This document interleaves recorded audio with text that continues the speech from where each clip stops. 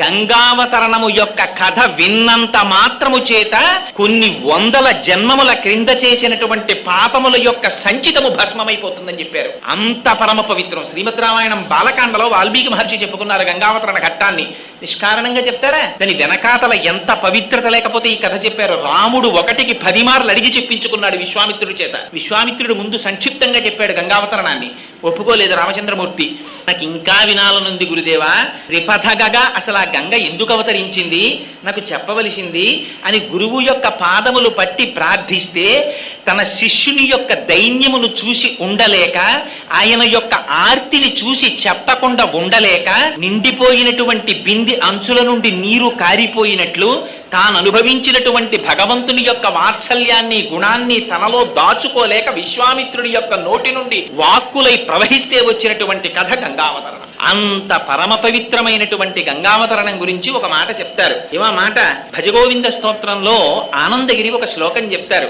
భగవద్గీత కించితి ధీత గంగాజలలవ కణికాపీత సకృతపేన మురారి సమర్చ క్రియతే తస్య యమేన నచర్చ. యమధర్మరాజుతో చర్చ ఉండదుట. ఏమిటి యమధర్మరాజుతో చర్చ చేయడం? ఎప్పుడైనా పిలిచామా డిస్కషన్స్ కి అంటే? ఉంటుంది చర్చ. ఎప్పుడు ఉంటుంది? చిట్ట చివరి కాలంలో ప్రాణోత్క్రమణం అయిపోతున్నప్పుడు ఆయన ప్రతినిధులుగా ఆయన భటులు వస్తారు. వచ్చి పాశములు వేసి లాగుతూ ఉంటారు. బ్రతికియున్నన్నాళ్ళు నీ భజన తప్పను కాని మరణకాలమునందు మరతునేము ఆవేళ యమదూతలాగ్రహంబున వచ్చి ప్రాణముల్ పెకలించి పట్టునప్పుడు కపవాత పైత్యముల్ కప్పగా శ్రమచేత కంపముద్భవమంది కష్టపడుచు నారాయణాయంచు నజింహతో నిన్ను పిలుతునో శ్రమచేత పిలువలేను నాటికిపుడి నీనామస్మరణ చేతు చివినిడవయ్య భూషణ వికాస శ్రీధర్మపుర నివాస దుష్ట సంహార నరసింహ దురిత దూరా అంటారు. ఆ పాశాలు వేసి లాగేస్తుంటే కపవాత పైత్యములు ప్రకోపించేస్తే ఆ ప్రాణవాయువు వ్యానం దొరకకుండా అటు ఇటు పరిగెడుతుంటే భయంకరమైన రూపాలతో భటులు లాగేస్తుంటే నా వాళ్ళున్నారు నేను రానని జీవుడు ఏడుస్తుంటే ఆనాడు చర్చ అవుతుంది. అంత బాధ అక్కర్లేదుట. అసలు యమధర్మరాజు గారు దగ్గరికి రావలసిన అవసరం ఉండదట. సాక్షాత్తుగా పార్వతీ పరమేశ్వరులు వచ్చి దర్శనమిచ్చి ఓం త్రయంబకం యజామహే సుగంధిం పుష్టివర్ధనం ఉర్వారుకమివ బంధనాన్ మృత్యోర్ముక్షీయమామృతాత్ అంటుంది మృత్యుంజయ మహామంత్రం. పండిపోయిన దోసపండు ముచిక నుంచి విడిపోయినంత తేలికగా పాంచభౌతికమైనటువంటి శరీరములోంచి ప్రాణము విడువడి పరమాత్మ యొక్క పాద సన్నిధానమును చేరుకునేటటువంటి అనాయాస మరణము లభించాలంటే ఎక్కడెక్కడ భగవద్గీతలోని ఒక్క శ్లోకమును అర్థము చేసుకుని చదివి అనుష్ఠానము చేసిన గంగాజలలవ కణికాపీత ఒక్క గంగ చుక్క నోటిలోకి స్వీకరించిన క్రియతే తస్య మురా ఒక్కసారి జీవితంలో మురారి అంటే మురా అంటే రాక్షసిని సంహరించినటువంటి శ్రీ మహావిష్ణువు యొక్క అర్చనము చేసిన క్రియతే తస్య యమేన నచర్చ. అటువంటి వాడికి యమధర్మరాజుతో సంవాదం లేదుట.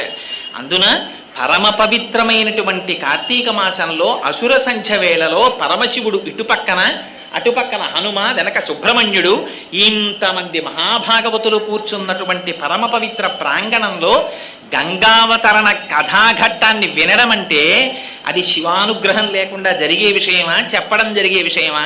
అందున పవిత్ర వృక్షములు అని ఈ మధ్య తిరుమల తిరుపతి దేవస్థానం వాళ్ళు ఒక పుస్తకాన్ని రిలీజ్ చేశారు. ఇలా ఎక్కడైనా రావి చెట్టు, వేప చెట్టు ఒకదాని పక్కన ఒకటి నిలబడితే వేప చెట్టు పురుష స్వరూపం, రావి చెట్టు స్త్రీ స్వరూపం. ఈ రెండింటి పక్క నుంచి వచ్చేటటువంటి గాలి చేత సంతానమును పొందడానికి ప్రతిబంధకమైనటువంటి రోగము లోపల ఉన్నట్టయితే అటువంటి రోగమును విరిచెయ్యగలిగినటువంటి ఓషధీతతో కలిగినటువంటి గాలి ఆ కొమ్మల నుంచి వస్తుంది.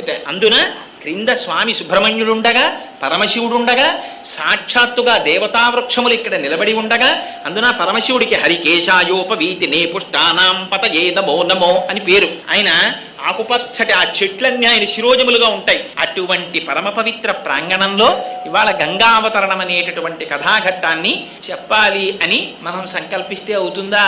శివానుగ్రహం ఉంటే ఆ స్వామి పలికించుగాక అని ప్రార్థన చేసి, సరే ఇంతకన్నా ఇంట్రడక్షన్లోకి వెళితే సమయం అంతా దానికే సరిపోతుంది కనుక ఆ గంగావతరణ ఘట్టాన్ని ప్రస్తావన చేసే ప్రయత్నాన్ని చేస్తాను.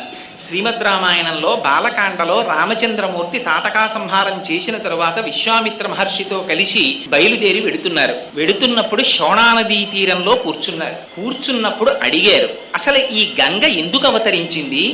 ఈ గంగ స్వర్గలోకం నుంచి భూమి మీదకి ఎందుకు పడింది? అలా పడినప్పుడు వచ్చినటువంటి అవరోధములు ఏమిటి? ఎందుకు రావలసి వచ్చింది? నాకు ఈ కథాఘట్టాన్ని వివరించవలసింది అని అడిగారు. విశ్వామిత్ర మహర్షి సంక్షిప్తంగా ఆ కథని వర్ణించారు. కానీ రామచంద్రమూర్తికి తెలుసుకోవాలనేటటువంటి కుతూహలము పరిపూర్ణముగా ఉన్నవారు కనుక నాకు దీని చేత తృప్తి లేదు. ఈ గంగని త్రిపథగా అని పిలుస్తారు. అంటే ఆకాశములో ప్రవహించినప్పుడు మందాకిని, భూమి మీద ప్రవహించినప్పుడు భాగీరథి, పాతాళంలో ప్రవహించినప్పుడు భోగవతి అని 3 పేర్లు.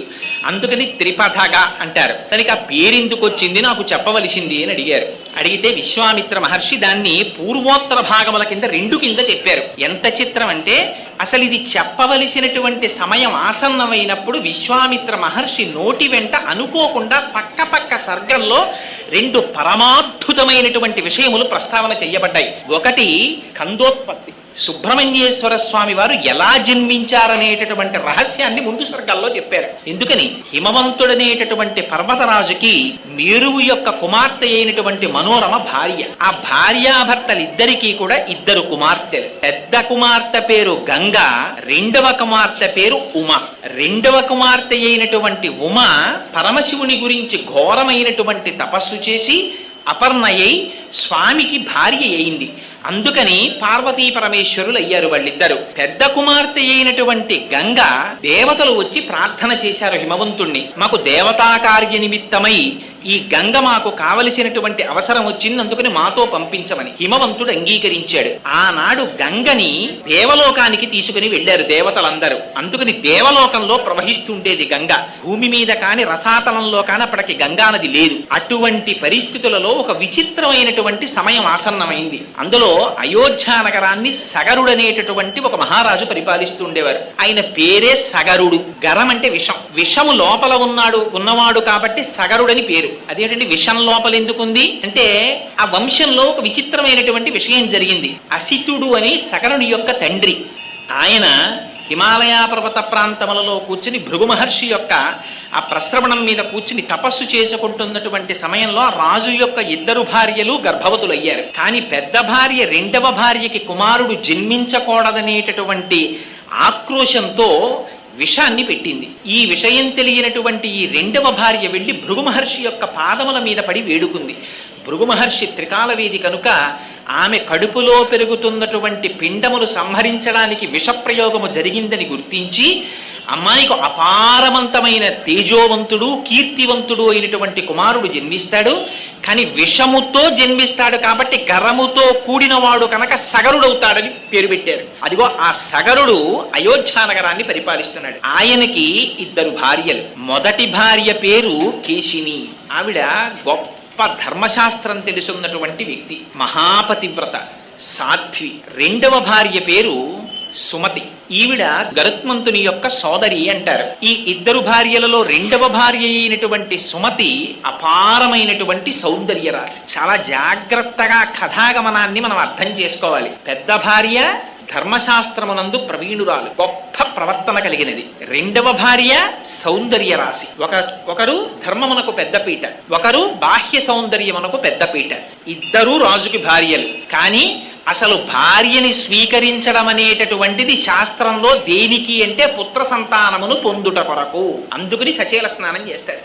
రఘువంశంలో కాళిదాస మహాకవి చెప్తారు, రఘుమహారాజు గారు భార్యతో కలిసి ఎందుకు జీవితం చేశారు అంటే కుమారుణ్ణి పొందుట కొరకు అన్నారు. అందుకని అటువంటి పుత్ర సంతానమును పొందుట కొరకు 2 భార్యలను స్వీకరించినప్పటికీ కూడా సగర చక్రవర్తికి సంతానం కలగలేదు. కొంతకాలం యవ్వనం గడుస్తున్నంతసేపు భార్యలతోడి వ్యామోహముతో కూడిన జీవితము జరిగిపోతుంది. కానీ కొంతకాలము గడిచిన తరువాత అదే కాలము మార్పు తీసుకొస్తుంది. అందుకే వ్యాస భగవానుడు దేవీ భాగవతంలో అంటాడు, కాలోహి బలవాన్ కర్త సతతం సుఖదుఃఖయోహో నరాణాం పరతంత్రాణం పుణ్య పాపానుయోగత కాలం చాలా బలవత్తరమైనటువంటిది. అదే పుణ్యపాపాలకు ఫలితాన్ని ఇస్తుంది. ఇవాళ సంతోషంగా ఉంటుంది, వేరొక రోజున ఇవాళ చాలా సంతోషంగా ఉంటుందని నిద్రలేస్తాడు, చాలా దుఃఖంతో నడుస్తుంది. ఏమిటి ఎలా ఎందుకు నడుస్తుంది? నరాణం పరతంత్రాణం, మనం చెయ్యగలిగినది ఏం లేదు. కాలోహి బలవాన్ కర్త, కాలం నడిపిస్తుంది. ఆ కాలచక్ర పరిభ్రమణంలో సగర చక్రవర్తికి ఆర్తి కలిగింది. అయ్యో నాకు బిడ్డలు కలగలేదు, నా వంశం నిలబట్టం లేదు, రాజ్యాన్ని నా తదనంతరం పరిపాలన చేసేవాడు ఎవరు అని. ఆనాడు ఏదైనా ఇబ్బంది వస్తే వెంటనే రాజులు చేసినటువంటి పని పరమేశ్వరుని యొక్క పాదములు పట్టుకునేవారు, పెద్దలైనటువంటి మహర్షుల యొక్క పాదములు పట్టి పూజ చేసేవారు. అందుకని వెంటనే హిమవత్ పర్వతానికి చేరుకున్నాడు. అక్కడ భృగు ప్రశ్రవణము అనేటటువంటి ఒక పర్వతం మీద కూర్చుని అపారమైనటువంటి తపస్సు చేశాడు 100 సంవత్సరములు. భృగు మహర్షి గొప్ప ధర్మవేత్త. ఆయన ప్రీతి చెందారు. ప్రీతి చెంది మహారాజు గారి దగ్గరికి వచ్చి అడిగారు, సగర నీకు అపారమైనటువంటి తేజస్సు కీర్తి కలగాలని ఆశీర్వచనం చేస్తున్నాను. దీనితో పాటుగా నీ ఇరువురు భార్యలలో ఒకరికి వంశకరుడైన కుమారుడు జన్మిస్తాడు. ఆ మాటలు చూడండి ఎలా ప్రయోగిస్తారో. ఒకరికి వంశకరుడైన కుమారుడు. వంశకరుడంటే వాడి వలన వంశము వంశము వంశము వంశము నడుస్తుంది అలా ముందుకి. కొడుకులు కొడుకులకి కొడుకులు కొడుకులకి కొడుకులు, మనవలు మనవలకి మునిమనవలు, అలా నడుస్తూ వెడుతుంటుంది. అది చూడాలి తండ్రి. అలా ఎంతమందిని చూస్తే అది మహదైశ్వర్యం. తండ్రికి మహదైశ్వర్యం ఏది అంటే తన వంశము యొక్క ఉన్నతిని తాను చూసుకోవడం. అందుకని నీకు వంశకరుడైనటువంటి కుమారుడు ఒక భార్యకి జన్మిస్తాడు. మహోత్సాహవంతులైనటువంటి 60,000 మంది కుమారులు ఒక భార్యకి జన్మిస్తారు. అంతే చెప్పాడు భృగువు. కానీ ఆర్తి పెరిగిపోయింది ఇద్దరు భార్యలకి.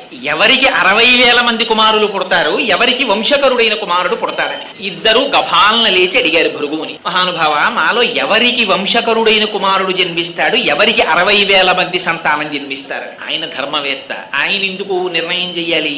ఆయన అన్నారు, మీలో ఎవరు ఏది కోరుకుంటే అలా జన్మిస్తారన్నారు. అందుకని పెద్ద భార్య ధర్మము తెలిసినదన్నారు, రెండవ భార్య సౌందర్యవతి అన్నారు. చూడండి, ఎక్కడెక్కడ ఏ మాట ఎలా పెట్టాలో, పేరెలా పెట్టాలో కూడా మనకి నేర్పుతారు మహర్షులు. కోసలరాజు కూతురు కాబట్టి కౌసల్య, కేకయ రాజు కూతురు కాబట్టి కైకేయి దశరథ మహారాజు గారికి. మరి సుమిత్రకి తండ్రి లేడా? ఉన్నారు కదా రాజుగారు, ఆయన తండ్రి పేరు ఎందుకు పెట్టరు? ఆవిడ తండ్రి పేరు పెట్టరు. మిత్రుడు అని అందరినీ పిలవకూడదు.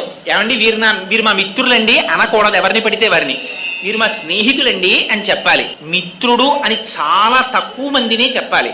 ఎవరు మిత్రుడు?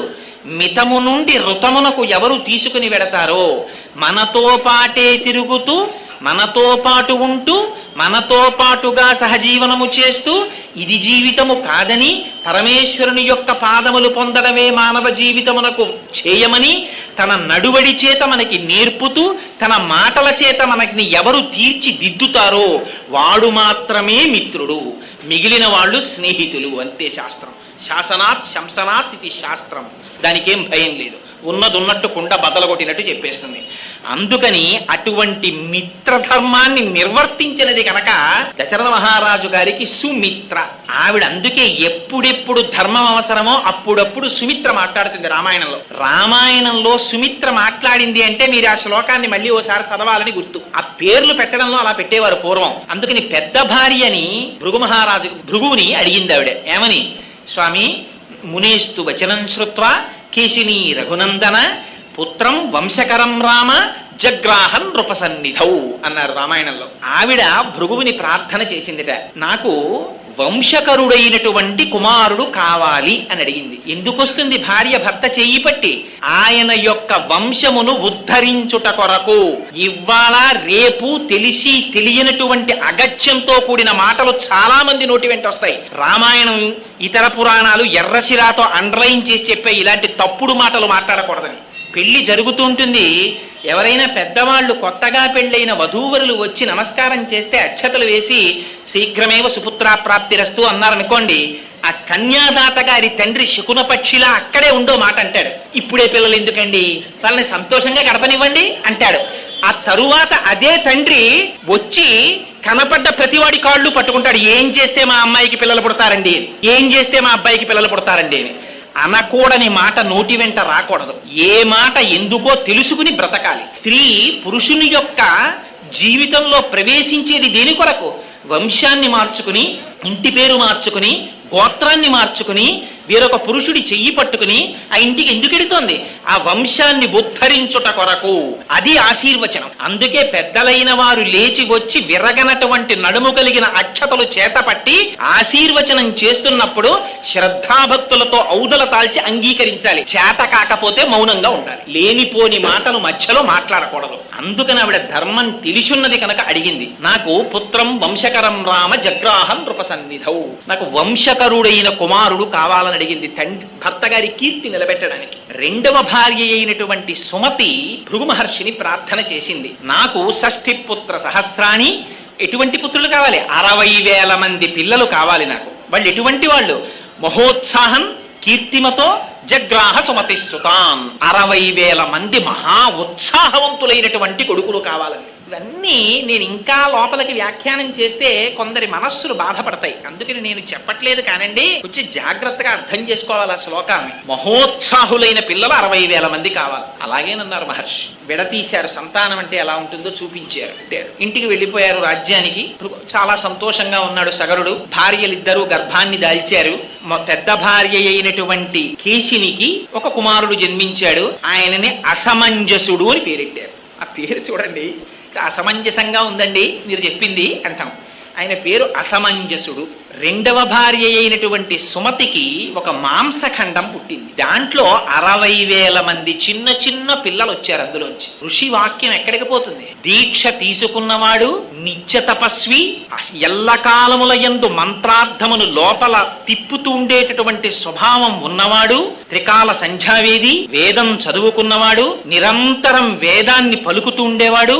అటువంటి వారి నోటి వెంటొచ్చినటువంటి మాట సత్యం అవుతుంది. వాళ్ళు సత్యం చెప్పడం కాదు, వాళ్ళు చెప్పినది సత్యం అవుతుంది. శంకర భగవత్పాదుల సౌందర్యలహరిలో జపో జల్పశిల్పం సకలమపి ముద్రా విరచన అని వర్ణిస్తారు ఆ శ్లోకంలో. అందుచేత మహర్షి చెప్పారు, అదే జరిగింది. 60,000 మంది పిల్లలు ఒక మాంసఖండంలోంచి వచ్చారు. వాళ్ళు మరీ చిన్నవాళ్ళు, ఎలా బ్రతుకుతారని ఇప్పుడు మనం అంటున్నామే, ఏదో పిల్లలందరినీ తీసుకెళ్లారండి, ప్రిమిచ్యూర్డ్ బర్త్, అందుకని ఏదో ఆ గదిలో పెట్టారు పెంచారని మనం అంటామే. ఆ ప్రక్రియ అంతా రామాయణంలో చెప్పారు.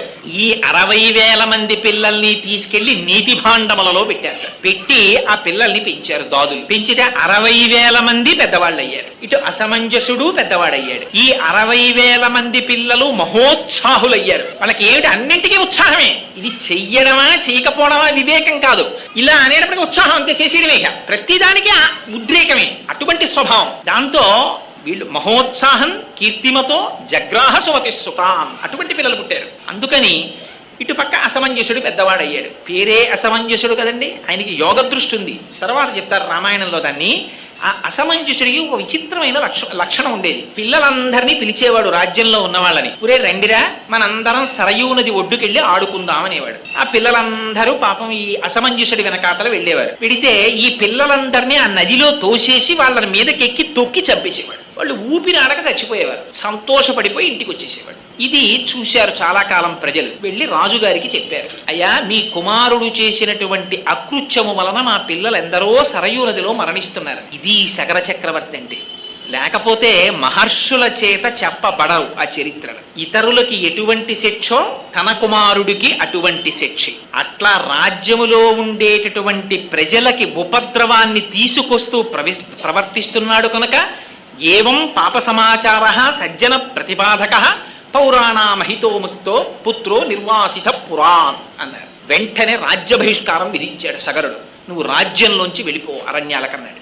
వెళ్ళిపోయాడు అసమంజసుడు. ఆయనకొక కుమారుడు ఉన్నాడు, వంశకరుణ్ణి కదండి కోరుకుంది మరి, అందుకని అంశుమంతుడు. ఆ అసమంజసుని యొక్క కుమారుడి పేరు అంశుమంతుడు. ఆ అంశుమంతుడు మాత్రం సగర చక్రవర్తి దగ్గర ఉండిపోయాడు.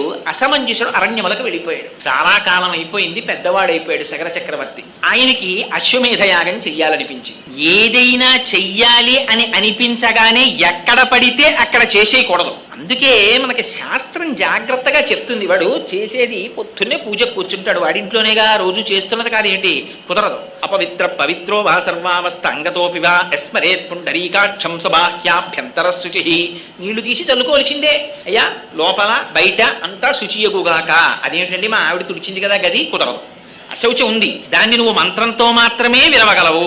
మా ఇంట్లో భూతాలు ప్రేతాలు రావండి, హనుమవి పెద్ద పెద్ద విగ్రహాలు పెట్టాం, కుదరదు. ఉత్తిష్టంతో భూత పిశాచాహ ఏతే భూమి భారకాహ చెప్పవలసిందే, దాంతో పాటు వస్తాయి. అందుకని శాస్త్రం అలాగే మాట్లాడింది. అందుచేత వంశకరుడైనటువంటి కొడుకు కనుక అంశుమంతుడు ఉన్నాడు. ఆ అంశుమంతుడితో అశ్వమేధ యాగం చేయాలంటే ఎక్కడ చెయ్యాలని ఆలోచించాడు. ఎక్కడ పడితే ఎక్కడ, ఏది పడితే అది చెయ్యడం కుదరదు. అందుకని అవతల హిమవత్ పర్వతానికి ఇవతల వింధ్య పర్వతానికి మధ్యలో ఉన్న ప్రదేశాన్ని ఆర్యావర్తము అంటారు. అది యజ్ఞభూమి, పరమ పవిత్రమైనటువంటి భూమి. జటావల్లభుల పురుషోత్తం గారు మహానుభావుడు వ్యాఖ్యానం చేశారు ధర్మమంజరిలో. నిజంగా అసలు భారతదేశంలో ఇటువంటి యజ్ఞభూమిలో పుట్టడమే మన అదృష్టం అన్నారు. అందుకని ఇది యజ్ఞభూమి కనుక సగర చక్రవర్తి ఆ ఆర్యావర్తంలో అశ్వమేధ యాగం చెయ్యాలని తలపెట్టాడు. దీక్షితుడై రాజు కూర్చున్నాడు. గుర్రాన్ని విడిచిపెట్టారు. దానికి 60,000 మంది కుమారులు సగరుల్ని పిలిచాడు సగర చక్రవర్తి. మీరు 60,000 మంది ఉన్నారు, మీరందరూ కలిసి ఒక పని చెయ్యండి. ఇంద్రుడు ఎక్కడో దాచుంటాడు భూమి మీద. 60,000 యోజనముల విస్తీర్ణము కలిగినటువంటి ఈ భూమండలాంతంతటినీ కూడా మీరు ఒక్కొక్కరు ఒక్కొక్క యోజనం చొప్పున వెతికేయండి. ఎలా వెతికేస్తారో తెలుసా?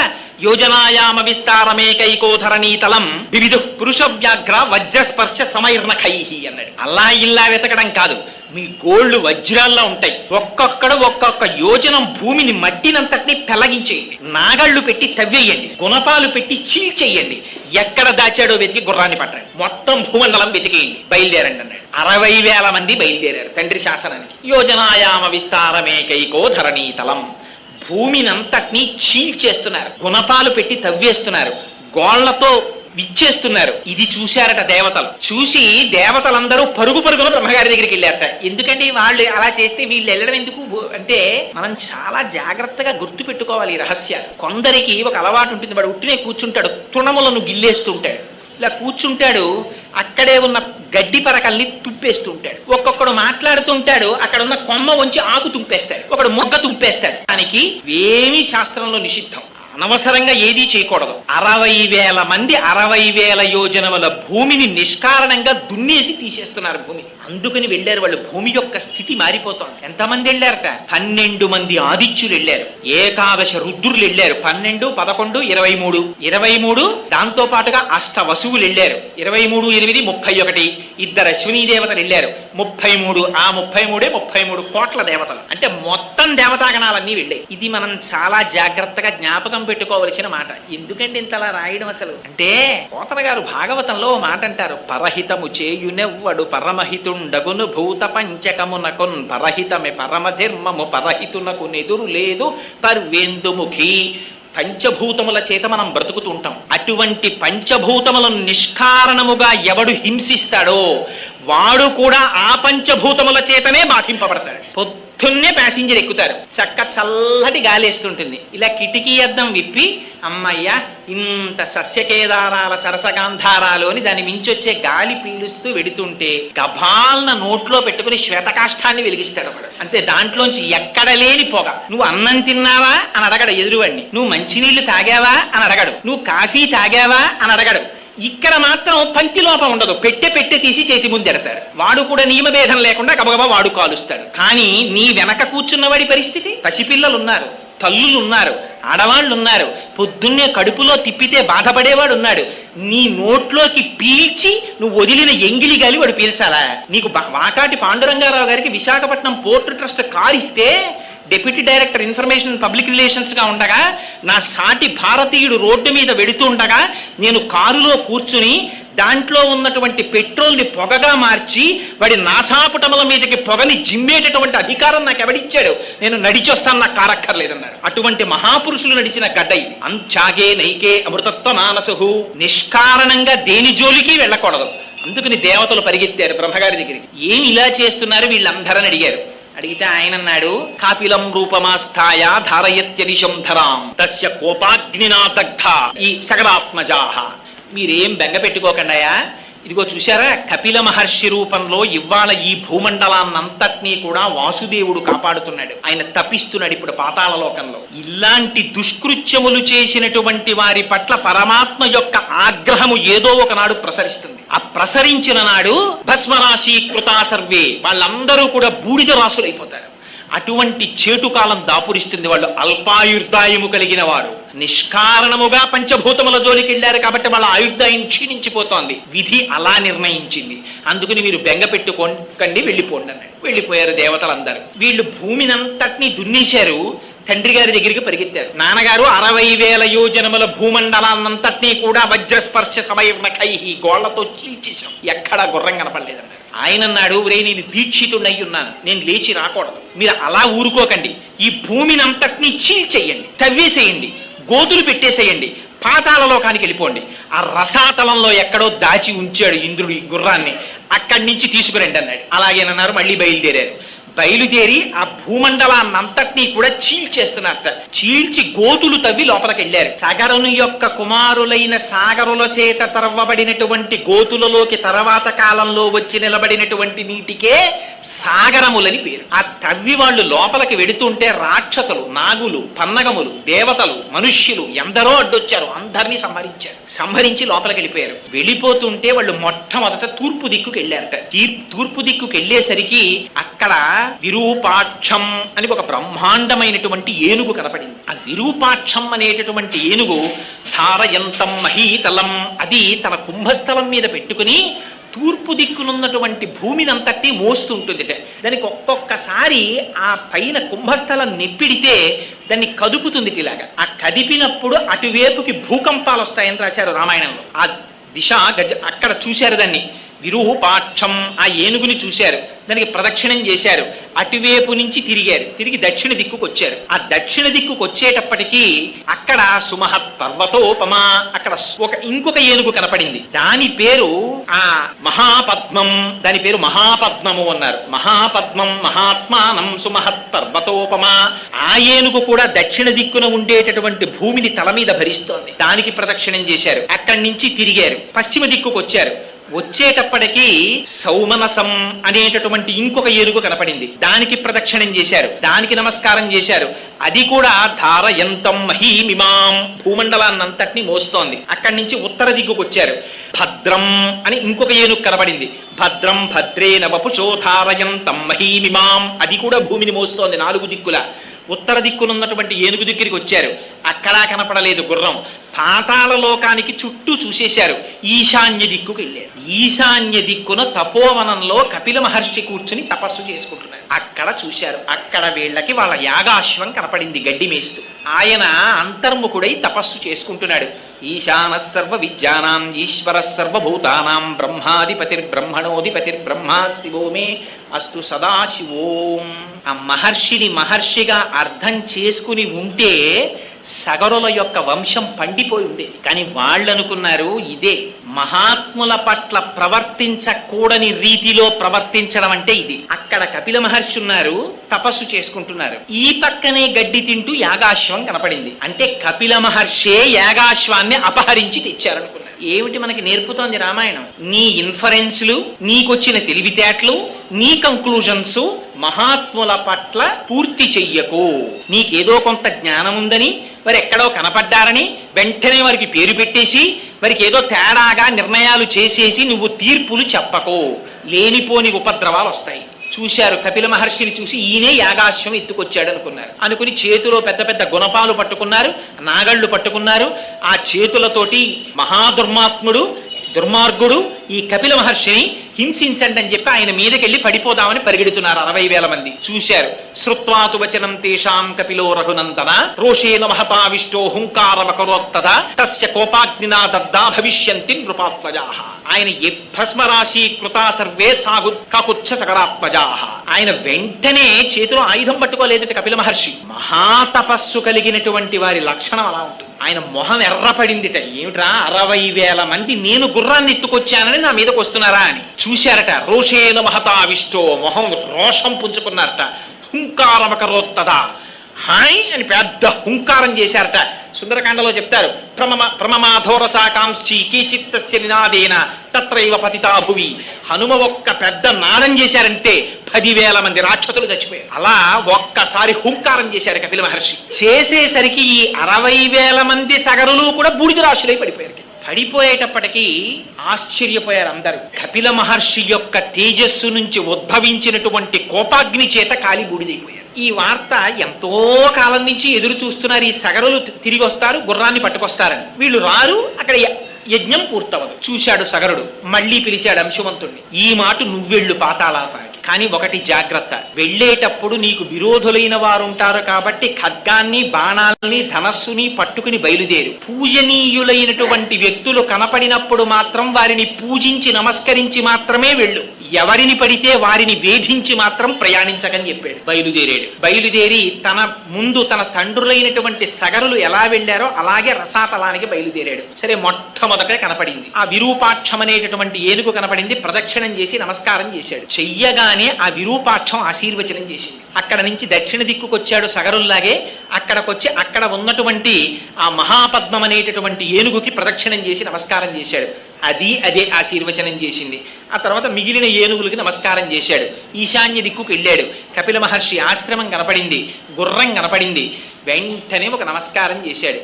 చేసి ఆ గుర్రాన్ని తీసుకొద్దామని దగ్గరికి వెళ్ళాడు. 60,000 మంది యొక్క భస్మరాశులు కనపడ్డాయి. వల ఏడిచాడు. అయ్యయ్యో, నా తండ్రులు 60,000 మంది బూడిదైపోయారు. వీళ్ళకి ఉత్తరగతులు లేవు. ఎందుకని? క్రోధాగ్ని చేత సంహరింపబడ్డారు. అందుకని ఊర్ధ్వలోకాలు లేవు, ఇటు అధోలోకాలు లేవు. ఆ మధ్యలో అంతరిక్షంలో ఎక్కడో వేలాడుతుంటారు. వీళ్ళకి ఉత్తమ గతులు కల్పించాలి. ఎందుకు ఈ మాట? రామాయణంలో కొన్ని తరాల వరకు తప్పించారు దీనికోసం. ఎందుకో తెలుసా అండి? కొడుకై పుట్టినటువంటి వాడి లక్షణము తండ్రి గారి దగ్గర డబ్బట్టుకుపోవడం, తండ్రి గారి ఆస్తి పంచుకోవడం కాదు. మరి ఏమిటి కొడుకు యొక్క లక్షణము? తండ్రికి ఉత్తమ గతులు కల్పించుట, తను కొడుకై పుట్టినందుకు. అందుకని కొడుకు, అటువంటి వాడికే పుత్రుడని పేరు. అందుకని చూశాడు, అయ్యో మా తండ్రులకు నేను ఎలా ఉత్తమ గతులు కల్పిస్తానని బాధపడ్డాడు. అని గబగబా వెళ్ళి అక్కడ నీళ్లు కనపడలేదు, తర్పణలు ఇవ్వాలి. పరిగెత్తుకెళ్ళి నీళ్లు తెద్దామని వెడుతున్నాడు. అక్కడి నుంచి వెంటనే ఒక్కసారి మేనమామ గారైనటువంటి గరుత్మంతుడు మాట్లాడాడు కనపడి. అయ్యో నాయనా, వీళ్ళు మరణించినటువంటిది సామాన్యమైనటువంటి దోషం చేత మరణించలేదు, మహానుభావుడైన కపిల మహర్షి యొక్క ఆగ్రహం చేత మరణించారు. వీళ్ళకి సామాన్య జలాలతో తర్పణ కుదరదు. హిమవంతుని యొక్క పెద్ద కుమార్తె అయిన గంగమ్మ తల్లిని తీసుకొచ్చి ఆ గంగా జలాలతో వీళ్ళకి తర్పణ ఇవ్వాలి. ఆ గంగ వీళ్ళ భస్మరాశుల మించి ప్రవహించాలి. అప్పుడు వీళ్ళకి ఉత్తమ గతులు వస్తాయి. అప్పటి వరకు రావన్నాడు. చూశాడు, విన్నాడు. ఒక్క సుపర్ణ వచనం శ్రుత్వా సోంశుమాన్ అతివీర్యవాన్ త్వరితం హయమాధాయ పునరాయాన్ మహాయశాహ అన్నారు. ఆ గుర్రాన్ని తీసుకుని బాధపడుతూ వచ్చి సగర చక్రవర్తికి ఈ వార్త చెప్పి యజ్ఞాన్ని పూర్తి చేశాడు. సగర చక్రవర్తి విశ్వ ప్రయత్నం చేశారు తన కుమారులకి ఉత్తమ గతులు కల్పిద్దామని. కానీ పెద్దవాడైపోయాడు, శరీరాన్ని విడిచిపెట్టేశాడు. ఆ తరువాత అంశుమంతుడు రాజయ్యాడు. మీరొక్క విషయం జ్ఞాపకం పెట్టుకోవాలి. రామాయణంలో వంశంలో వీళ్ళందరూ రాజులైనప్పుడల్లా ఇదే చెప్తుంటారు మహర్షి. వీళ్ళందరికీ ఏమిటి కోరికంటే గంగ తీసుకురావాలి ఆకాశంలోంచి. అంశుమంతుడు రాజయ్యాడు. ఎలాగైనా గంగని తీసుకొచ్చి మా పితరుల్ని ఉద్ధరించాలనుకున్నాడు. కానీ ఆయన తపస్సు చేయలేకపోయాడు, గంగని తేలేకపోయాడు, శరీరాన్ని విడిచిపెట్టేశాడు. దిలీపుడు రాజయ్యాడు. దిలీప మహర్షి సామాన్యుడు కాడు, రఘువంశంలో వర్ణిస్తారు. సరే, ఇప్పుడు మనకు అది ఎందుకు కానంటే ఆ దిలీప మహారాజు గారు కూడా తేలేకపోయాడు. ఆ తర్వాత భగీరథుడు రాజు అయ్యాడు. ఆ భగీరథుడు రాజు అవుతూనే నా పితృదేవతల్ని ఎలా రక్షించుకోవాలి, వాళ్ళని ఎలా ఉద్ధరించాలి అని ఆలోచించి మహానుభావుడు బ్రహ్మగారి గురించి తపస్సు మొదలుపెట్టాడు. ఎవరికి ఏ సమస్య వచ్చినా మొట్టమొదట బ్రహ్మగారి గురించి తపస్సు చేస్తారు. నేను అప్పుడప్పుడు అంటుంటాను, ఆయన కన్సల్టెంట్ ఫిజిషియన్ లాంటి వాడు అని. అందుకని ఆయనతోనే మొట్టమొదటి తపస్సు ప్రారంభం. ఆయన తపస్సు కూడా ఎలా చేశాడో తెలుసా అండి? భగీరథుడు బ్రహ్మగారి గురించి ఇలా తపస్సు చేసేశాడండి, బ్రహ్మగారు ప్రత్యక్షమైపోయారండి అలా ఏం చెప్పలేదు రామాయణంలో. చతుర్ముఖ బ్రహ్మగారిని సాకారముగా ఈ కన్నులతో దర్శనం చెయ్యడానికి, తన పితృదేవతల్ని ఉద్ధరించడానికి భగీరథుడు ఎంత ప్రయత్నం చేశాడో చూడండి. ఇవాళ సంవత్సరానికి ఒక్క రోజు తండ్రికి తద్దినం పెట్టడానికి మనకి టైం ఉండట్లేదు. మనం రామాయణానికి వారసులం, సిగ్గుపడాలి మనం నిజంగా. ఆ భగీరథుడు ఎంత తపస్సు చేశాడంటే ఊర్ధ్వబాహు పంచతప అని, ఊర్ధ్వబాహు పంచతప మాసాహారో జితేంద్రియ రస్యవర్ష సహస్రాణి ఘోరే తపసి తిష్ఠిత అన్నారు. ఆయన మామూలుగా తపస్సు చేయలేదట. ఊర్ధ్వబాహు, 2 చేతులు పైకెత్తి ఇలా పెట్టేట. 10 నిమిషాలు పెడితే గోడలు నెప్పెడతాయి మనకి. అలా పెట్టి ఉండిపోయేట ఊర్ధ్వబాహు. పోనీ అలా ఉండడం కాదుట, పంచతప, శరీరాన్ని ఎంత శోషింపజేశాడంటే 4 పక్కల అగ్నిహోత్రాన్ని పెట్టుకున్నట్ట. కన్నులు ముయ్యకుండా సూర్య భగవానుణ్ణి అలా చూస్తూ ఉండేవట. ఎంత క్లేశం చూడండి నిజంగా. ఊర్ధ్వబాహు పంచతప మాసాహారో. పోనీ ఇలా ఉండడానికి ఏమంటే కాళ్ళు నెప్పెడతాయని బి కాంప్లెక్స్ మాత్రలు వేసుకోవడం, ఆ ఛాంబర్ ఏసీ చేసుకోవడం ఇలాంటివేం లేవు. అలా ఉన్నప్పుడు మాసాహారో, నెలకొక్కసారి మాత్రమే ఆహారం తినేవట. ఇది కూడా పోనీ ఇంత బాధపడుతున్నాడని ఇక్కడ గోడ నెప్పెడుతోందని తెలియడం, కళ్ళల్లోంచి నీళ్లు వస్తున్నాయని తెలియడం, ఇవేం కాదుట. జితేంద్రియ. ఆ మాటలు చూడండి, వాల్మీకి మహర్షి వేసినవి. దేవీ భాగవతంలో వ్యాసుడు అంటాడు, ఇంద్రియాని బలిష్టాని ననియుక్తాని మానద. ఏమిటో నువ్వు ఇన్ని కబుర్లు చెప్తావు, అక్కడికి వెళ్ళిపోయానండి, ఇక్కడికి వెళ్ళిపోయానండి, అది చేశానండి, ఇచ్చేసానండి అని చెప్తావు. ఏది నీ కన్ను చూడకూడదన్న దాన్ని చూడకుండా ఆపు చూస్తాను, చూడలేవు. ఇంద్రియాని బలిష్టాని ననియుక్తాని మానద. భ్రమన్ సర్వతీర్థేషు స్నాత్వా స్నాత్వా పునః పునః నిర్మలన్న మనోయావత్ తావత్ సర్వం నిరర్థకం అంటాడు. ఎందుకురా ఎన్ని తీర్థాలు తిరిగితే ఏం సుఖంరా? నీ మనస్సును నువ్వు నిగ్రహించలేకపోతున్నావు. లోకములన్నయున్ గెలిచినాడ ఇంద్రియానీకము చిత్తమున్ గెలువనేరవు. నిన్ను నిబద్దు చేయు భీషణ శత్రులార్వుల ప్రభిన్నుల చేసిన ప్రాణికోటిలో నీకు విరోధి లేడొకడు నిర్పున చూడుము ధనవేశ్వర అంటాడు ప్రహ్లాదుడు హిరణ్యకశిపుడితో భాగవతంలో. లోపల శత్రువుల్నే మనం జయించలేము. కామ క్రోధస్య లోభస్య దేహే తిష్టంతి తస్కరాహ జ్ఞానరత్నాపహారాయ తస్మాత్ జాగ్రత్త జాగ్రత్త అంటారు శంకర భగవత్పాదాచార్యులు. అందుచేత పాపం ఆయన ఊర్ధ్వబాహు పంచతప మాసాహారు జితేంద్రియ, ఇంద్రియాల్ని నిగ్రహించాడు. అలా ఎన్నాళ్ళు చేశాట తపస్సు? తర్షవర్ష సహస్రాన్ని, ఏమో లెక్క తెలియదన్న. అలా ఎన్ని సంవత్సరాలు తపస్సు చేశాడో ఆయనకి తెలియదు. ఆయన ఏం క్యాలెండర్లు డేట్లు ఇవన్నీ ఏం చూసుకోలేదు. తర్షవర్ష సహస్రాన్ని ఘోరే తపసి తిష్ఠిత, ఘోరమైన తపస్సు చేస్తూ ఉండిపోయాడు. ఎవరి కోసం? తన కోసం కాదు. తనకి సంతతే లేదు అసలు భగీరథుడికి. తన సంతతి కోసం కాదు ఈ తపస్సంతా. ఎవరి కోసం?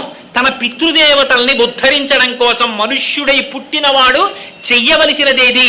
యథావల్లభుల పురుషోత్తం గారు ధర్మాంజలిలో రాశారు, పితృదేవతారాధన చెయ్యవలసినటువంటి తిథిలో దేవతారాధన చెయ్యవలసిన పర్వదినం వస్తే పితృదేవతారాధన చెయ్యాలా దేవతారాధన చెయ్యాలా అన్న మీమాంస వస్తే పితృదేవతారాధనకే పెద్దపీట వెయ్యాలన్నారు. ఎందుకని? మనుష్యుడిగా పుట్టిన తర్వాత నీ ధర్మం నువ్వు చేసి తీరాలి, విహితం.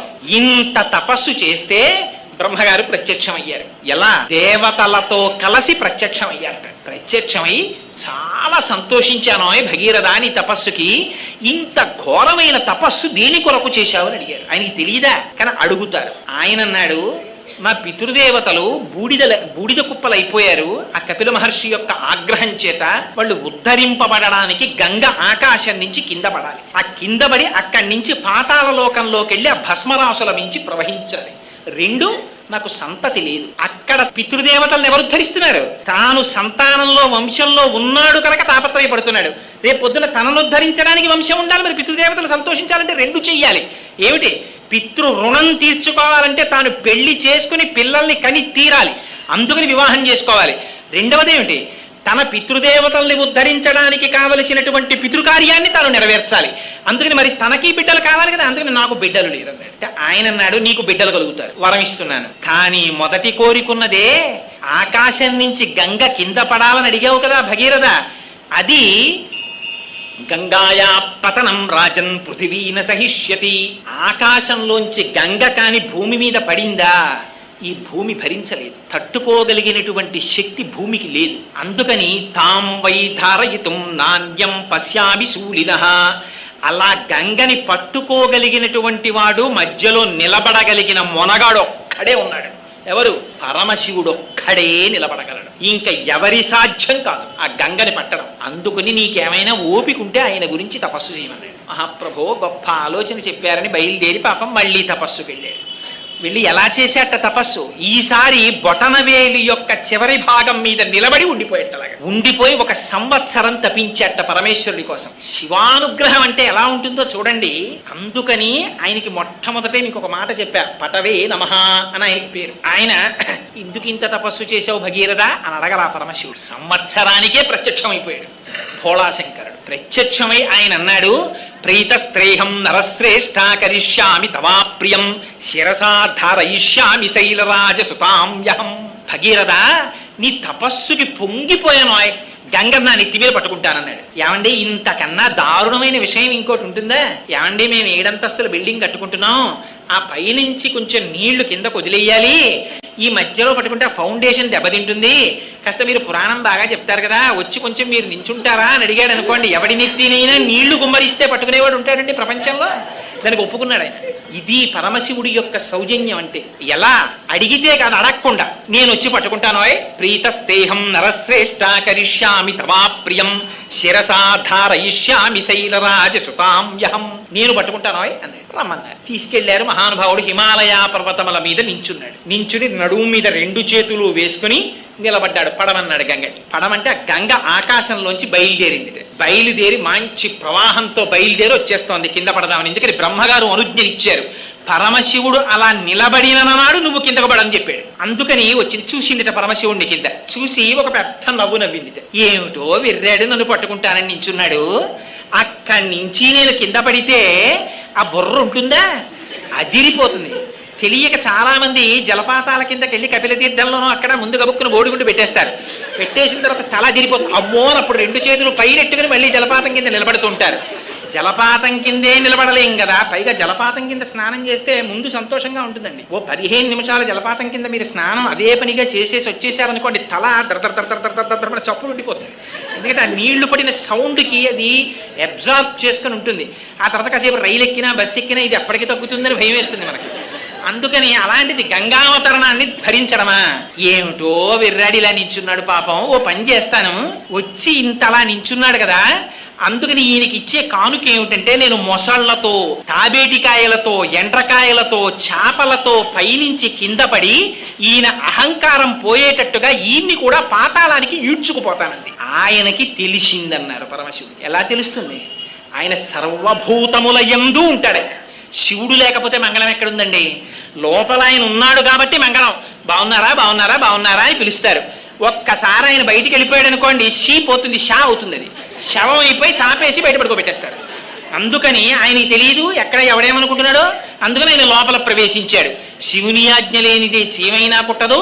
3వ కంటి వాడికి తెలియకుండా చేసేయండి అంటారు. 3వ కంటి వాడికి తెలియకుండా కాదు, 3వ కంటి వాడికి తెలియకుండా ఏది అవ్వదు. 3 కన్నులు ఉన్నవాడు అన్నీ చూస్తుంటాడు. 3వ కంటికి తెలియకుండా అంటే ఈ 2 కళ్ళకే తెలియాలి సుమా అని దాని అర్థం. 3వ కంటికి తెలియకుండా అనడానికి 3వ కంటి వాడికి తెలియకుండా ఎవడి సాధ్యం కాదు. అది అసలు విన్నవాడు ఏమనాలి, నేను చేయలేను సార్ అయితేనన్నాడు. కానీ వీడంటాడు అలాగే సార్ చేసేస్తానంటాడు. 3వ కంటి వాడికి తెలియకుండా వీడు చేయడం ఏంటి, అలా చేస్తాడు. అందుకని ఆయనకి తెలియదా? అందుకని ఆయన గంగ యొక్క అహంకారాన్ని పసిగట్టాడు. ఓహో గంగా, ఇంత అహంకరిస్తున్నావు కదా, నీకు ఒక పాఠం నేర్పుతాను అనుకున్నాడు. ఆయన జటాజూటాన్ని విస్తరించాడు. విస్తరిస్తే అది పరమ పవిత్రము అన్నారు. ఎంత పవిత్రం అంటే పరమశివుని యొక్క జటాజూటం, అది హిమవత్ పర్వతం ఎంత పవిత్రమో అంత పవిత్రంగా విస్తరించింది. ఆ పైనుంచి గంగ ఒక్కసారి ఆ జటాజూటంలోకి పడింది. పడేటప్పటికీ ఎటువంటి గంగ? పుణ్యే రుద్రస్యమూర్ధని, ఆయన యొక్క మూర్ధ భాగమునందొచ్చి పడింది. పడగానే గంగ అనుకుంది నేను శివుణ్ణి ఈడ్చుకుపోతాననుకుంది. పరమశివుడు ఏం చేశాడు? జటాజూటాన్ని విస్తరించాడు. 1 సంవత్సర కాలం అయిపోయిందిట. ఒక నీటి చుక్క కింద పడలేదు. ఆ జటాజూటంలో తిరుగుతూనే ఉంది పాయల నిండా. చుక్క చెమట కారినంత కిందకి కూడా జారలేదు వెంట్రుకల్లోంచి. ఇది విచిత్రం. వెంట్రుకల్లో నీళ్లు పట్టగలిగిన వాడు ఉంటాడా? పైగా కుండలో పట్టేవాడు ఉంటాడు, బిందులో పట్టేవాడు ఉంటాడు. 4 వెంట్రుకలు ఇచ్చి నీళ్ళెట్రా అంటే ఎవరు పట్టుకొస్తారు? ఆయన జటాజూటంలో పట్టేశాడు గంగ. అందుకని ఆయనకి అటువంటి పేరు. అందుకని పటవే నమః. ఆయన చెయ్యలేంది లేదు. పరమశివుడు తలుచుకుంటే చెయ్యలేందే ఉంటుందండి. అందుకే స్తోత్రం చేశారు ఆయన్ని. జటాటవీగల జల ప్రవాహ పావిత స్థలే గలే వలం వ్యలం వితాంభుజంగ తుంగ మాలికాం ఢమఢమఢమన్ నినాదమడ్డవర్వయం చకార చండ తాండవం తనోతున శివస్థితం జటాకటాహ సంభ్రమ భ్రమం నిలింప నిర్ఝరీ విలోల బీచి వల్లరీ విరాజమాన మూర్ధని ధగద్ధగద్ధగ జ్వలల్లలాట పక్ష పావకే కిశోర చంద్రశేఖరే రతి ప్రతిక్షణం మమ అని ఆ మహానుభావుడు జటాజూటంలో నీళ్లు పెట్టుకుని సాయంకాలం వేళ సంధ్యానాట్యం చేస్తుంటే కుండలో నీళ్లు గిరగిరా గిరగిరా తిరిగినట్టు తిరుగుతూ ఉంటుంది ఆ గంగ. అలా తిరుగుతూ ఉండిపోయింది ఏడాది పాటు. ఉండిపోతే గంగా రోషం బానే ఉంది, పరమశివుని యొక్క ప్రతాపం బానే ఉంది. పాపం మధ్యలో నిలబడ్డవాడు భగీరథుడు. ఏడాదైంది నీటి చుక్క కింద పట్టలేదు. చూశాడు చూశాడు చూశాడు. పాపం అనుకున్నాడు ఏమిటిది ఎంతకీ రావట్లేదు ఏమిటని అడిగాడు. అడిగితే పరమశివుడు కట్టేశాడయ్యా, మళ్ళీ ఇంకొకసారి మళ్ళీ తపస్సు చెయ్యన్నాడు. మళ్ళీ తపస్సు మొదలెట్టాడు పరమశివుడు కోసం. స్వామి, ఆ గంగ రోషానికి పోతే పోయింది, అదేమిటి స్వామి అలా కట్టేశారు, మా పితరుల్ని ఎప్పటికి ఉద్ధరిస్తారు, విడిచిపెట్టండి స్వామి అన్నాడు. సా కథం చిన్మహీం గంతుం న శక్నోత్యస్తమాస్థిత నైవ నిర్గమనం లేబే జటామండలమోహిత. ఆ జటాజూటంలో ఉండిపోయినటువంటి గంగటండి ఎప్పుడైతే పరమశివుడు మార్గం ఇచ్చాడో అది కూడా ఎక్కడ పడేటట్టు వదిలిపెట్టాట, హిమాలయ పర్వతాల మీద బ్రహ్మగారి చేత నిర్మింపబడినటువంటి బిందు సరోవరంలో పడేటట్టుగా వదిలిపెట్టేటప్పటికి అక్కడి నుంచి గంగ కింద పడిపోతుంటే గగనాశంకర స్థితతో ధరణిమాశ్రిత వ్యసర్పత జలంతత్ర తీవ్ర శబ్ద పురస్కృతం. అది ఎలా పడిందిట, పడేటప్పుడు మొసళ్లతో పడిపోయింది, ఎండ్రకాయలతో పడిపోయింది, చేపలతో పడిపోయింది, పావులతో పడిపోయింది. ఒక చోట బ్రహ్మాండమైనటువంటి శబ్దం, ఒక చోట ఒడులు, ఒక చోట సుడులు, ఒక చోట బ్రహ్మాండమైనటువంటి నురుగు, ఒక చోట వంకరలు తిరుగుతోంది, ఒక చోట మెల్లగా పారుతోంది, ఒక చోట చూసేటప్పటికే ఒళ్ళు భయం వేసి అంత శబ్దంతో పడిపోతోంది. అలా గంగ ఆ జటాజూటంలోంచి కింద పడిపోతోంది. చూసిన వాడికే ఇంత భయం అయితే ఎంత భయం! ఎంత గొప్ప శ్లోకం రాశారో తెలుసా అండి వాల్మీకి మహర్షి అక్కడ. తత్ర దేవా సగంధర్వా వసుధా తలవాసినః భవాంగపతితంతో యం పవిత్రమితి పస్పృశు. చూశారట, ఇలా పంపులు రాక రాక రాక రాక పంపు వచ్చింది అనుకోండి, ఇంకా పంపు కుస్ కుస్ అంటుంటేనే బిందెట్టేసినట్టు ఆ జటాజూటంలోంచి పడిపోతున్నటువంటి గంగ ప్రవాహం కింద బుర్ర పెట్టలేమని తెలిసిన అమ్మో ఇది భవాంగపతితంతో ఎం పరమశివుని యొక్క శరీరమును తాకి కిందకు వస్తోంది, ఎంత అదృష్టం రా, దీంట్లో స్నానం చేయకపోతే ఎలా అని గబగబా వచ్చి అక్కడ స్నానం చెయ్యడం కుదరదు కనుక గభాల నీటిని బట్టి శిరస్సును కలుగుని తాగేసేస్తారు. ఎందుకని భవాంగపతితంతో ఎం, ఇంకో పేరు పెట్ల శివాంగపతితంతో ఎం అలా భవ లింగపురాణం అంటుంది. సంజీవనం సమస్తస్య జగత సలిలాత్మిక భవ ఇత్యుచ్యతే మూర్తిర్భవస్య పరమాత్మనః. ఈ ప్రపంచమంతటా బతికి ఉంచడం కోసం పరమేశ్వరుడు నీళ్లు కింద మారుతాట. అందుకే ఆ నీళ్లంత విచిత్రం. మీరు హైడ్రోజన్ చూడండి కాల్చేస్తుంది, ఆక్సిజన్ చూడండి కాల్చేస్తుంది. ఈ హైడ్రోజన్ 2 పాళ్ళు, ఆక్సిజన్ 1 పాళ్ళు తీసుకురండి నీరైపోతుంది. 2 కాల్చేవి కలిపి నీరెలా అయింది? ఇది పరమేశ్వర శాసనం అంటే. అలా ఆ గంగ పడిపోతుంటే వాళ్ళందరూ మహాపాపాలు చేసి ఊర్ధ్వలోకాల నుంచి కింద పడిపోయిన వాళ్ళందరూ గబగబా వెళ్ళి గంగలో స్నానం చేశారట. చెయ్యగానే వాళ్ళ పాపాలన్నీ పటాపంచలైపోయి తిరిగి మళ్ళీ ఊర్ధ్వలోకాలకు వెళ్ళిపోయారట. ఆనాడు గంగలో స్నానం చేసి పవిత్రం కానివాడు లేట. ఎందుకని గంగకింత పవిత్రం వచ్చింది? మిగిలినటువంటి నీళ్లు ఏవైనా గంగ నామం చెప్తే పవిత్రం అవుతాయి. గంగ తనంత తానుగా పవిత్రం. ఎందుచేత పవిత్రం? వాల్మీకి మహర్షి చెప్పారు, భవాంగపతితంతో యం పవిత్రమితి పస్పృశు. ఆ స్వామి యొక్క శరీరమును తాకి కింద పడింది కాబట్టి పవిత్రం. అందుకే సోమసూత్రాన్ని కాలుతో దాటడానికి భయపడతారు. ఆ శివాభిషేకం ఏమండి, పుట్టకూడని నక్షత్రంలో పిల్ల పుట్టింది ఏం చేయమంటారు? రుద్రాభిషేకం చేసుకో. ఏమండి, జాతకంలో రాకూడని గ్రహస్థితి వచ్చింది ఏం చేయమంటారు? రుద్రాభిషేకం చేసుకో. దేనికైనా రుద్రాభిషేకం విరుగుడు. ఆ పరమశివుడే విరుగుడు. ఆయన ఒక్కడే త్రిశూలం పట్టుకుని నిలబడితే ఆయన శాసనాన్ని కాదనగలిగినటువంటి వాడు లేడు చరాచర ప్రపంచంలో. శ్రీశైలే స్వర్ణశృంగే మణిగణ రచితే కల్పవృక్షాలి సీతే స్ఫీతే సంవర్ణ రత్న స్ఫురిత నవగృహే దివ్యపీఠే శుభార్హే ఆసీన సోమచూఢ సకృణనయన సంగర స్మేర వక్త్ర శంభుశ్రీ భ్రమరీశ ప్రకటిత విభవో దేవతా సార్వభౌమ అంటారు. ఆయన దేవతలకందరికీ సార్వభౌముడు. ఆయన శాసనానికి ఎదురు లేదు. అటువంటి వాడు కనుక అలా గంగని విడిచిపెట్టాట. రంగ తుంగ తరంగ సంఘములతో రంజిల్లు ఘోషంబుతో బంగారంబగు పొంగుతో నురగతో పువ్వాట తుంపర్లతో భంగుల్సల్పుచు జంఘలించుచన భవోభాగము నుండి జారం గంగమ్మను దల్చితే శిరమునన్ రంజిల్లుతున్ శంకర అంటారు. ఆ నురగలతోటి ఆ తుంపర్లతోటి ఆ గంగ తగిలి కింద పడిపోతుంటే ఒళ్ళు తుడుచుకున్న బట్ట ఎలా తడిగా ఉంటుందో అలాంటి తడితో ఆయన జటాజూట ఉంటుందిట. అందుకని ఆయనకి కపర్ది అని పేరు. ఆ జటాజూటానికి నమస్కారం చేస్తే చాలట తీర్థయాత్రల్లో వచ్చే ప్రతిబంధకాలు రాకుండా యాత్ర పూర్తి. అటువంటి జటాజూటం ఉన్నవాడు పరమశివుడు. అక్కడ నుంచి బయలుదేరి కింద పడింది గంగ. ముందు ఆయన వెళ్ళిపోతున్నాడు. యథా భగీరథో రాజాతతో గంగా యశస్విని. ఆ ముందు భగీరథుడు రథం మీద వెళ్ళిపోతున్నాడు. ఆ వెనకాతలే గంగ కూడా వెళ్ళిపోతుంది. ఆయన ఎటు దారి చూపిస్తే అటు వెళ్ళిపోతోంది. ఆ భగీరథుడు జహ్ను మహర్షి ఆశ్రమం పక్క నుంచి వెళ్ళిపోయాడు. వెళ్ళిపోయేటప్పటికి గంగ మామూలుగా వెళ్ళిపోతుందా? ఆయన అంటే మామూలుగా వెళ్ళిపోతాడు రథంతో. అపారమైనటువంటి వేగంతో వెనకాతల ప్రవహిస్తూ వచ్చేసింది. వచ్చి జహ్ను మహర్షి యొక్క ఆశ్రమాన్ని ముంచెత్తేటప్పటికి ఆశ్రమం కొట్టుకుపోయింది. చూశారు మహర్షి, ఏమే గంగా, ఎంత అహంకారం, నా ఆశ్రమాన్ని తుడిచిపెడతావా? చూడేం చేస్తాను అని తన అరచేతిలోకి తీసుకుని గంగను తాగేశాడు. తాగేసేటప్పటికి చుక్క గంగ లేదు. పాపం భగీరథుడు ముందెళ్ళిపోతున్నాడు, వెనకాతల చప్పుడు ఆగిపోయింది. వెనక్కి తిరిగి చూస్తే గంగ లేదు. ఏమిటి ఇది అల్లరే మళ్ళీ వెనక్కి వచ్చాడు. దేవతలు వీళ్ళందరూ స్నానం చేస్తున్న వాళ్ళు హడిలిపోయి గబగబా దిగి వచ్చేశారు. ఇది తపోశక్తి అంటే. ఇంత పరమశివుని యొక్క శరీరమునకు తగిలి వచ్చినటువంటి గంగని పుక్కిట బట్టి తాగేశాడు జహ్నువు. తాగేస్తే వచ్చేన పాదముల మీద పడ్డాడు. స్వామి, ఏదో గంగ రోషానికి పోయింది, అది నీటి ధర్మం ముంచెత్తింది. అంత మాత్రం చేత నన్ను కరుణించండి, నా పితృదేవతలు ఉద్ధరింపబడాలి, మీరు విడిచిపెట్టండి అన్నాడు. అయితే నీ కోసం విడిచిపెట్టేస్తున్నాను అన్నారు. ఇది ఉత్తమే క్షణకోపస్యా మధ్యమే ఘటికాత్వయం అథమే స్యాదహోరాత్రం పాపిష్టే మరణాంతక.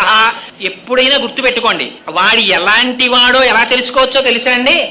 అస్తమానం కనపడినప్పుడల్లా 1973లో వాడు అలా చేసి ఉండకపోతేనండి అని వాడు అంటున్నాడు అనుకోండి, వాడు పాపిష్టే మరణాంతక, వాడు పాపిష్టి వాడు అనమాట. వాడు చచ్చే వరకు అలాగే చెప్పుకుంటూ ఉంటాడు జరిగిన పొరపాటుని. ఇలా కోపం వచ్చి అలా తగ్గిపోయింది అనుకోండి. ఉత్తమే క్షణకోపస్య మధ్యమే ఘటికాద్వయం. కోపం చేత వాడు ఎలాంటి వాడో నువ్వు నిర్ణయం చేసుకొని ప్రిస్క్రిప్షన్ రాసి ఇచ్చేశారు పెద్దవాళ్ళు. జహ్నువు మహోత్తముడు కనుక, మహర్షి కనుక ఇలా వచ్చిన కోపం అలా పోయింది.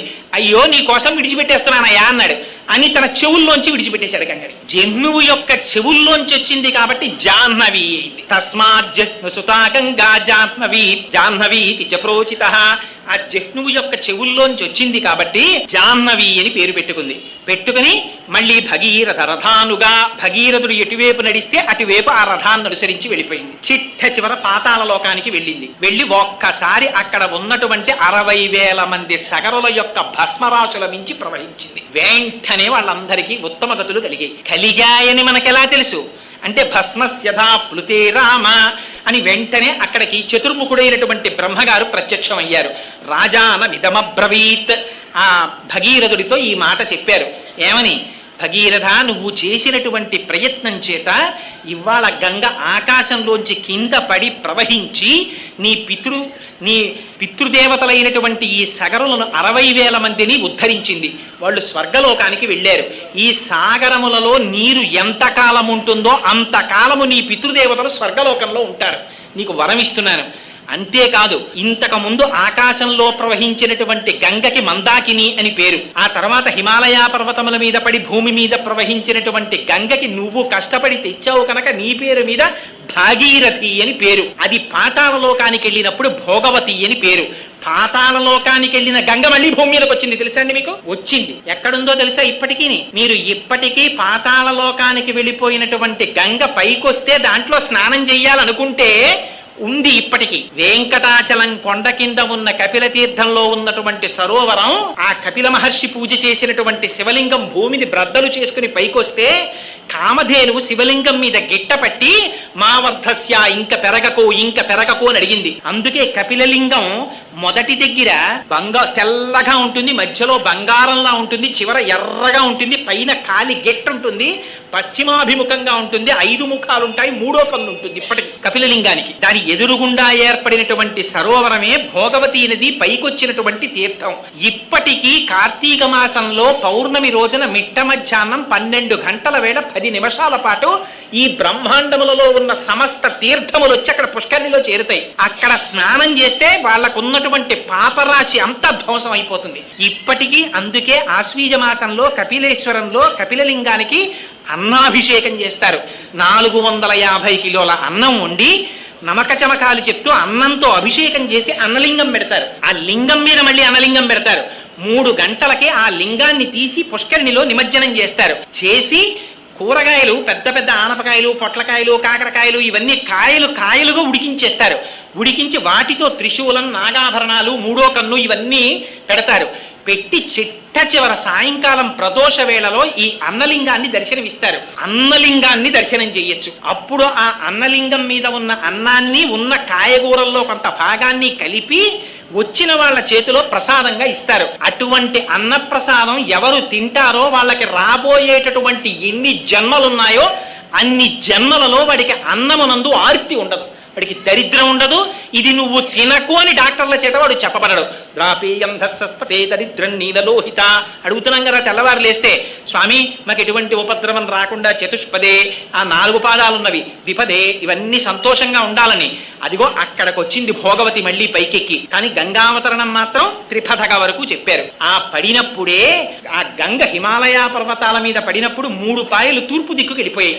వాటికే లాదిని, నళిని, పాదిని అని పేరు. ఈ 3 పాయలు తూర్పు ముఖంగా వెళ్ళాయి. 3 పాయలు పశ్చిమాభిముఖంగా వెళ్ళిపోయింది నీరు. ఆ 3 పాయలు ఇటుపక్కకి వెళ్ళిపోయినటువంటి వాటికే సుచక్షువు, సీత, సింధువు అని పేరు. 7వ పాయ భగీరథుడి వెనకాతలు వెళ్ళింది, అది భాగీరథి. ఇగో ఈ గంగావతరణ ఘట్టాన్ని ఎక్కడ చెప్తున్నారో, ఎవరు వింటున్నారో, ఎవరు ఆ గంగమ్మ తల్లి తల మీద పడుతున్నటువంటి పరమశివుని యొక్క మూర్తికి ఒక్క నమస్కారం చేస్తున్నారో కదా నిలింప నిర్జరీ నికుంజకోటరేవసన్ విముక్త దుర్మతి సదాశరస్తమంజలిం వహన్ విముక్తలోలలోచనల్లలాటపాల లగ్నక శివేతి మంత్రముచ్చర సదా సుఖీ భవామ్యహం అంటాడు రావణాసురుడు. నేను ఆ మూడో కన్ను కలిగినటువంటి మహాదేవుడైన పరమశివుడికి నమస్కరించునుగాక అంటాడు. ఆ గంగావతరణం జరుగుతున్నటువంటి సన్నివేశాన్ని మనస్సులో ఒక్కసారి ధ్యానం చేసి ఆ పరమశివుని పాదములకు నమస్కరించినటువంటి వారికి ఇతపూర్వమున్నటువంటి పాపరాశి ధ్వంసం అవడమే కాకుండా సమస్త దేవతల యొక్క అనుగ్రహం వాళ్ళకి కలుగుతుందని, విశేషించి శివుని యొక్క అనుగ్రహం కలుగుతుందని, ఆ కారణం చేత వారు కోరుకున్న కోరికలు తీరడమే కాకుండా వాళ్ళకి సర్వ విధముల శ్రేయస్సు కలుగుతుందని వాల్మీకి మహర్షి రామాయణంలో చాలా తక్కువ విషయాలకి మాత్రమే ఫలస్తుతి చెప్తారు. అలాంటిది గంగావతరణ ఘట్టానికి విశేషమైనటువంటి ఫలస్తుతి చెప్పారు.